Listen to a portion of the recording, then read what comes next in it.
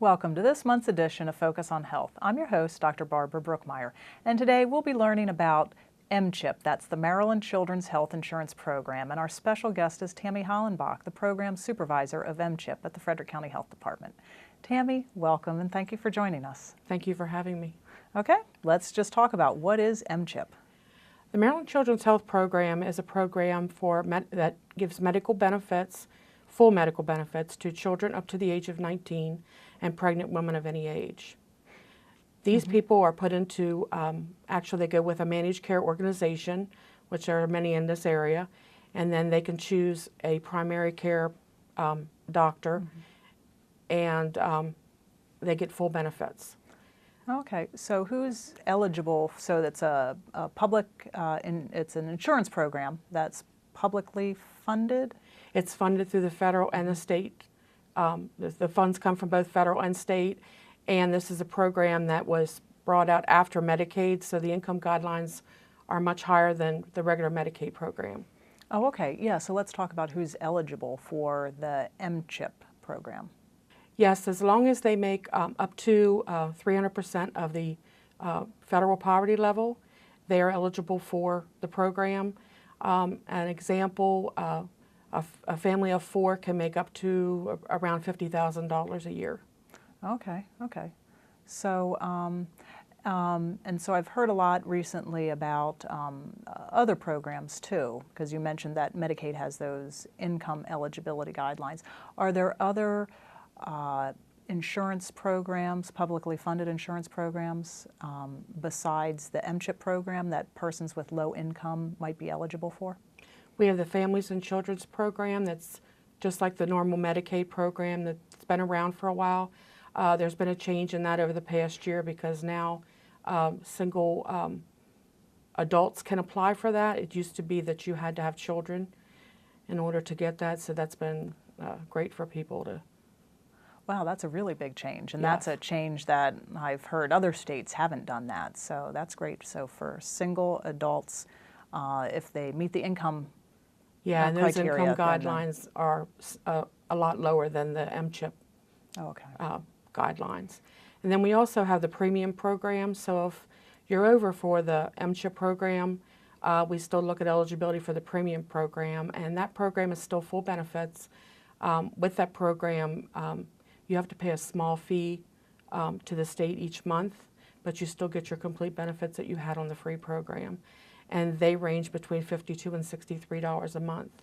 The good thing about that program is you can have 1 child, you can have 5 children, you still pay the basic $52 or $63 a month. It's not per person, it's per family. So people with big families, it's wonderful for them. Boy, yeah, it does sound great. So that brings up for me then the question about now that there's been full implementation of the Patient Protection Affordable Care Act, I've heard a lot of people say, well, doesn't everybody have insurance and isn't it affordable for everyone? Can you talk a little bit about why these programs are still needed? Yes, because before the children's program, you could still get them on the free program, and the premiums are not that much, where you still have the advantage of the Affordable Care Act and those programs, but you are going to be paying a little bit more than what you would on the other programs. So you might be paying a little bit more for the adult, but the children, a lot of those children can be free or in the premium program. That's good. So it's really still providing gap services, so in between where people are eligible to get subsidies on the what it's called the marketplace, but here in Maryland, the exchange. So, some people, they might make too much to be eligible for subsidy. No, not make enough to be eligible for subsidies, but actually be eligible for the Medicaid, the public insurance programs, the Medicaid programs that you talked about. Yes. Okay, boy, that's great. So if someone thinks that they might be eligible or wants to find out whether they're eligible for these insurance programs, what should they do? What I would recommend they do, because it's so confusing with all these new programs now for people, to come into their local Frederick County Health Department and try to meet with a caseworker or speak to somebody in there. We have walk-in hours Monday through Friday from 8 until 5. We can then answer questions or help them with any information. And then we do have times to sit down with them and do applications, which is Monday through Thursday from 8 until 3, and then Fridays we see people from 8 until 12. Oh, okay. All right. And so how about, there's been reports in the news about enrollment periods. So is there just a limited time during the year where people can enroll for these programs, or can they enroll year-round? When it comes to medical assistance, any of the medical assistance programs, they can enroll all year round. For the Affordable Care Act, to get into the qualified health plans, they do have an open enrollment that's usually from November up through February of every year.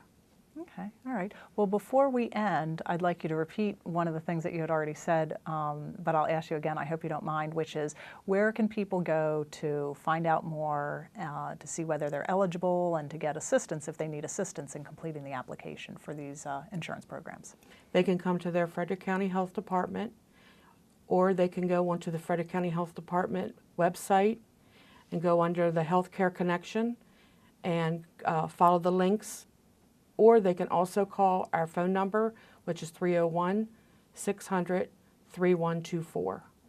Great, great. Well, thank you so much, Tammy, for joining us, and I hope that we've reached people out there who are actually eligible to be able to benefit from these programs and just don't know it. So thank you very much. Thank you. And now please stay tuned for this month's Medical Myths. Looking to get fit this winter? Sign up for some of our fitness classes that will fit you best. Our classes range from Adult Active Yoga, Mighty Fit Yoga, Cardio Sculpting Party, Power Yoga, Mighty Fit Pilates, Charqui and Total Body Fit, Yoga Mind, Body and Spirit, Sula's Hoop Body Sculpt Class, or Walking Fitness Club. For more information, go to recreator.com. And now here's this month's Medical Myth. This month's Medical Myths is about depression from mentalhealth.gov. The first myth is mental health problems don't affect many people. The fact is, mental health problems are actually very common. About 1 in 5 adults have experienced a mental health issue.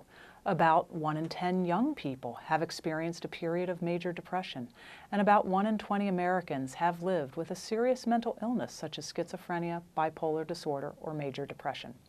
And suicide was the 9th leading cause of death in Frederick County in 2013. Almost as many people died from suicide as died from diabetes in Frederick in 2013. Another myth is that children don't experience mental health problems.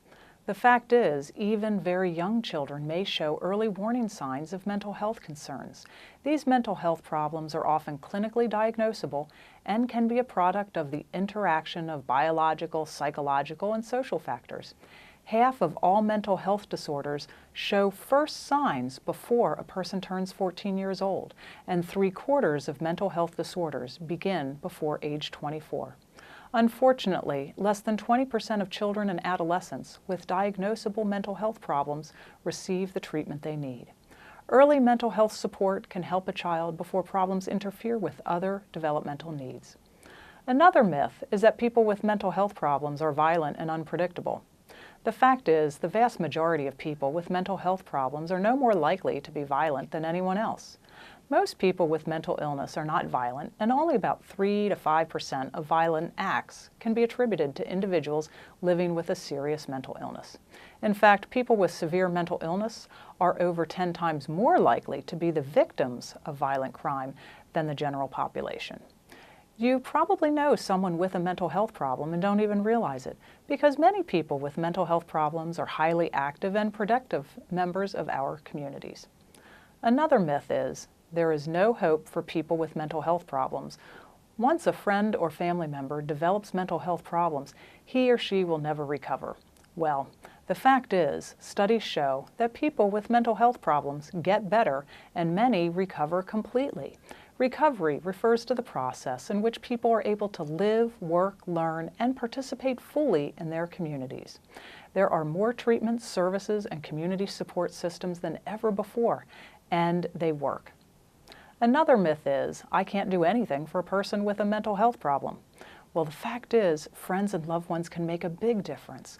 Only 38% of adults with diagnosable mental health problems and less than 20% of children and adolescents receive needed treatment. Friends and family can be important influences to help someone get the treatment and services they need by reaching out and letting them know you are available to help, helping them access mental health services, learning and sharing the facts about mental health, especially if you hear something that isn't true, treating them with respect, just as you would anyone else, and refusing to define them by using a diagnosis or using labels such as crazy. Another myth is that prevention doesn't work. It is impossible to prevent mental illness. Well, the fact is, prevention of mental, emotional, and behavioral disorders focuses on addressing known risk factors, such as exposure to trauma, that can affect the chances that children, youth, and young adults will develop mental health problems.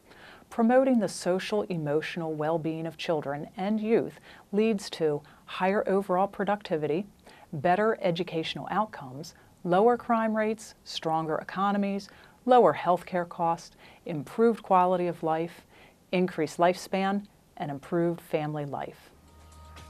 That's this month's medical myths about depression. And now here's Angie Blair with this month's health tip. Hello, this is Angie Blair, health educator with the Frederick County Health Department. This month's health tip is brought to you by the Communicable Disease and Preparedness Program of the Community Health Services Division. World TB Day occurs on March 24th each year and is an opportunity to build public awareness that tuberculosis remains an epidemic in much of the world. Tuberculosis, or TB, currently causes the death of nearly 1.5 million people each year, mostly in developing countries. In 2012, 8.6 million people fell ill with TB and 1.3 million died from the disease. March 24th commemorates the day in 1882 when Dr. Robert Koch astounded the scientific community by announcing that he had discovered the cause of tuberculosis.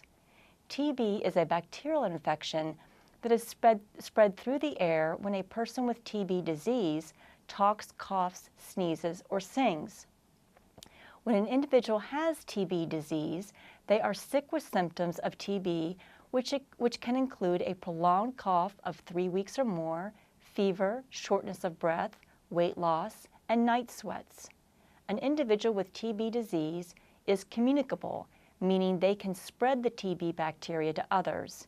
TB is curable. TB does not discriminate based upon age, gender, race, or economics. Anyone can contract TB. There have been great strides in the diagnosis, prevention, and treatment of TB, but more needs to be done. It's important to make people aware that TB continues to occur in the world, the United States, Maryland, and Frederick County. Antibiotics are used to treat TB, and the length of treatment depends on whether the individual has TB infection or TB disease. When an individual has TB infection, the bacteria is in the body, but it is not making the individual sick at that time. The individual with TB infection is not communicable, meaning the individual cannot spread the TB bacteria to others. Treatment for TB infection is important as it can prevent the individual from developing TB disease. The Frederick County Health Department has an active TB prevention program. The nurses and doctor working in this program interact daily with hospitals, healthcare providers, as well as patients to identify individuals with TB and provide them with education and treatment. For more information on these services, please contact the TB Prevention Program at 301-600-3342 or visit us online. For additional information about TB, please visit the CDC's TB page. Thank you for tuning in to this month's Health Tip. And thank you for joining us for this month's edition of Focus on Health. Please join us next month.